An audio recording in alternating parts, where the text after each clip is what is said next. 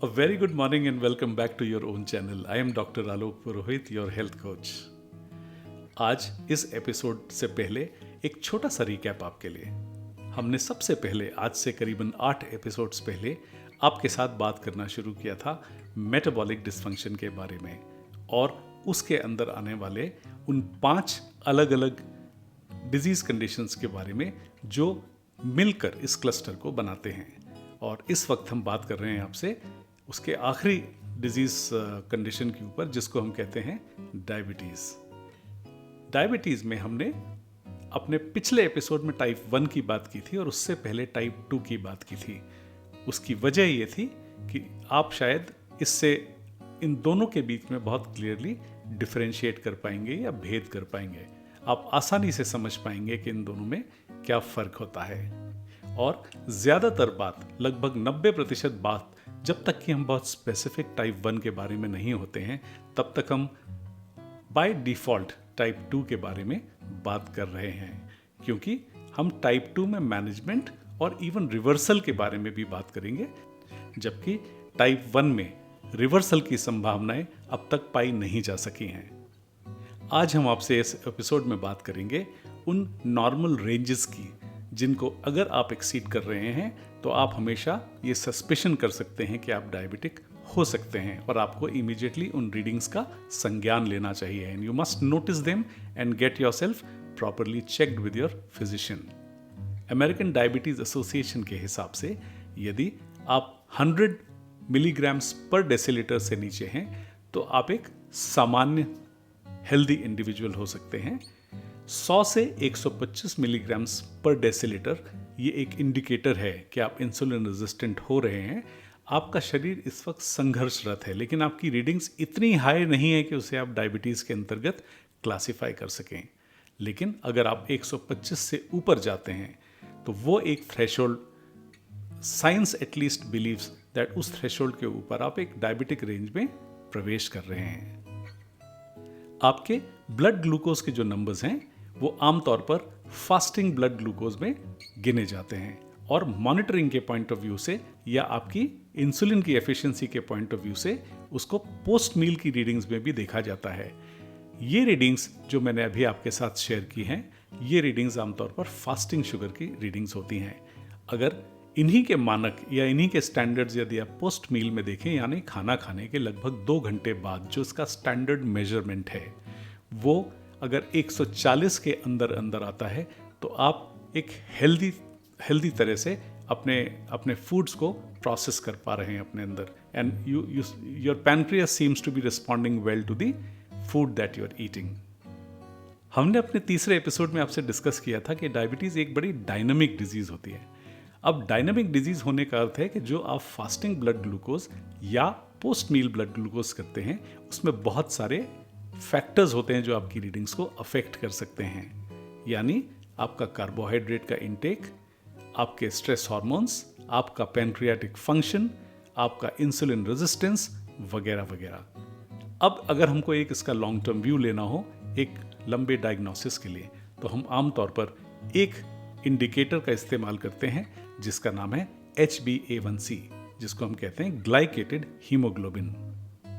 Glycated haemoglobin की reading ये indicate करती है कि आपका हीमोग्लोबिन, जो कि आपके रेड ब्लड सेल्स का एक हिस्सा होता है जो कि आपके लंग्स से आपकी बॉडी में ऑक्सीजन को ट्रांसपोर्ट करता है, उसके ऊपर कितने ग्लूकोज मॉलिक्यूल्स अटैच होते हैं। बिकॉज ये ग्लूकोज मॉलिक्यूल्स आपके सारे ब्लड में सर्कुलेट होते हैं, तो ये आपके हीमोग्लोबिन के ऊपर अटैच होते हैं और इनका काउंट जो कि एक परसेंटेज में एक्सप्रेस किया जाता है उसे हम कहते हैं ग्लाइकेटेड हीमोग्लोबिन या HbA1c, जो आपकी पैथोलॉजी रिपोर्ट का एक आम हिस्सा होता है। HbA1c एक ऐसा टेस्ट है जो आपको पिछले 2 से 3 महीने में आपका हीमोग्लोबिन कितना ग्लाइकेट होता है उसका एक काउंट दिखाता है, और ये रीडिंग वो लगभग 2 से 3 माह के पीरियड की आपको एवरेज आउट रीडिंग देता है।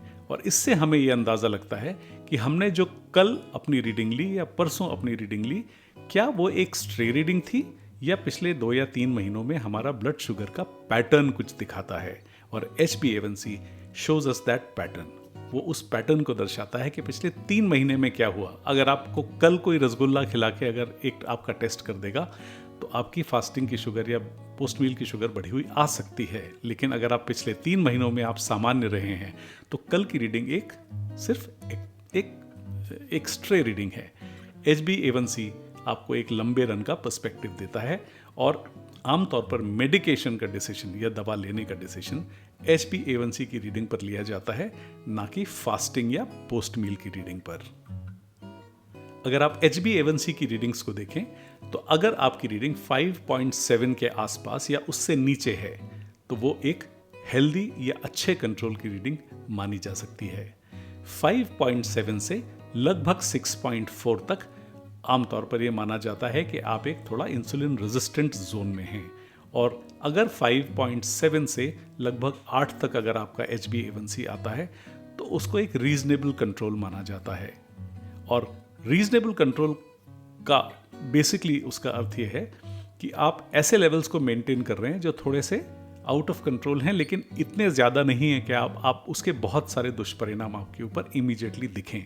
लेकिन हमेशा आपके लिए, आपके हित में यह है कि आप हमेशा अपनी HbA1c रीडिंग्स को बिलो 6 हमेशा मेंटेन करें, या हो सके तो नॉर्मल रेंज में मेंटेन कर सकें, चाहे आप किसी भी एज में हो।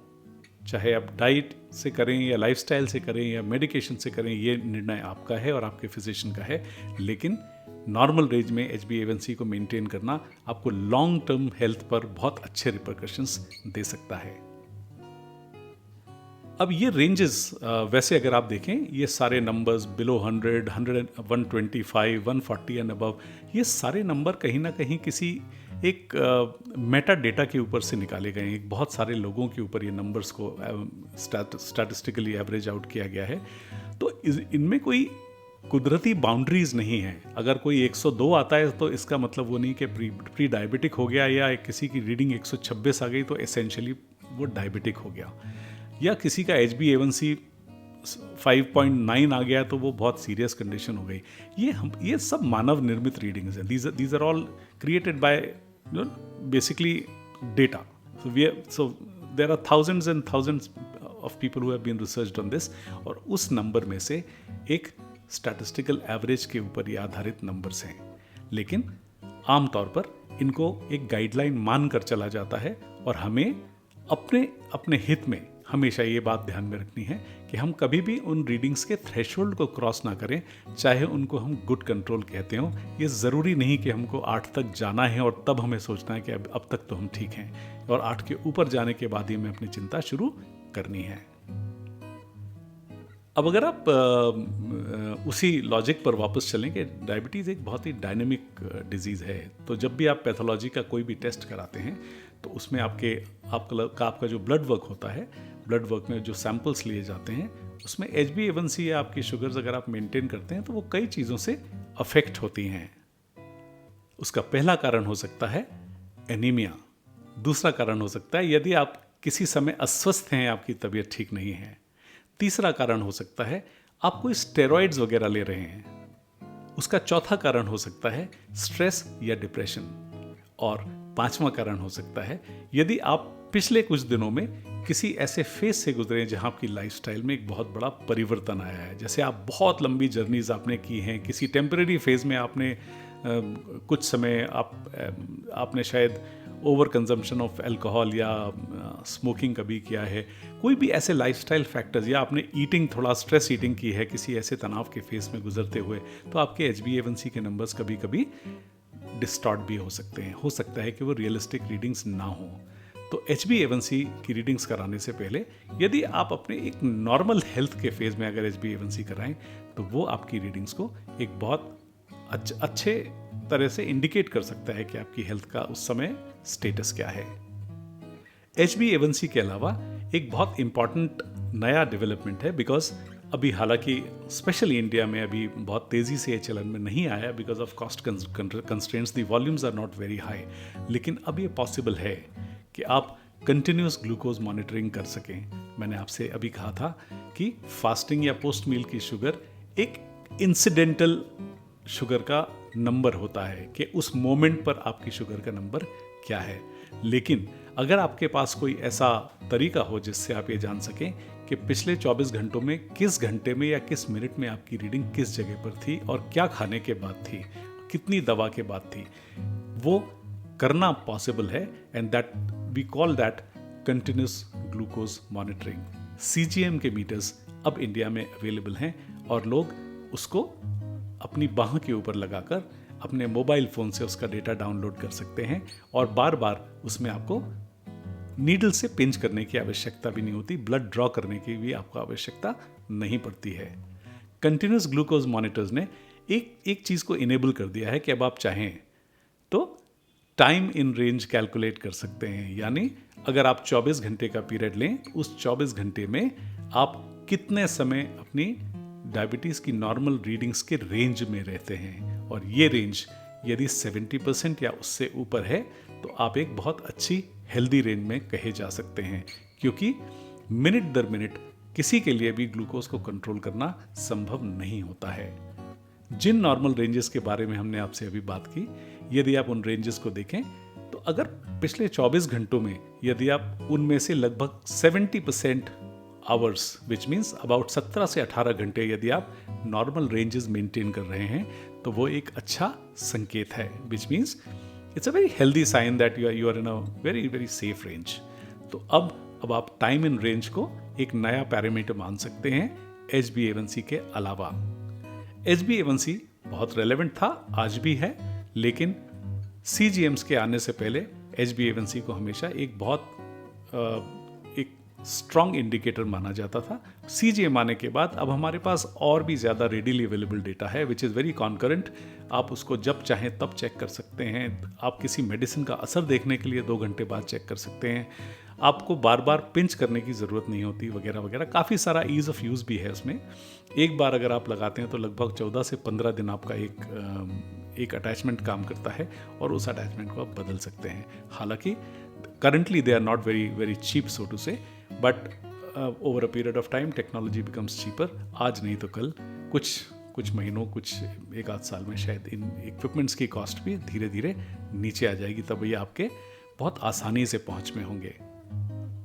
हमने अपने पिछले एपिसोड्स में आपसे इस बारे में बात की थी कि डायबिटीज़ आमतौर पर अगर उसका डेटा या उसकी मॉनिटरिंग अगर आपके पास ना हो तो एक बहुत मुश्किल डिजीज़ हो सकती है, बिकॉज इसकी मेडिसिन और इसकी मॉनिटरिंग दोनों बहुत ही डायनेमिक होती हैं। और आपके पास जितना डेटा होगा, आपको अपने खुद के शरीर की समझ उतनी ज़्यादा होगी और उनकी रिस्पॉन्स की समझ भी जो होगी कि आप किस मेडिसिन से कैसा रिस्पॉन्ड करते हैं या किस तरह के खाने से आप किस तरह से रिस्पॉन्ड करते हैं। अगर ये आप ज़्यादा से ज़्यादा मॉनिटर कर सकें तो आपके लिए बहुत आसान हो जाएगा और आप अपनी खुद की डायबिटिक कंडीशन को मैनेज करने में बहुत कॉन्फिडेंट महसूस करेंगे।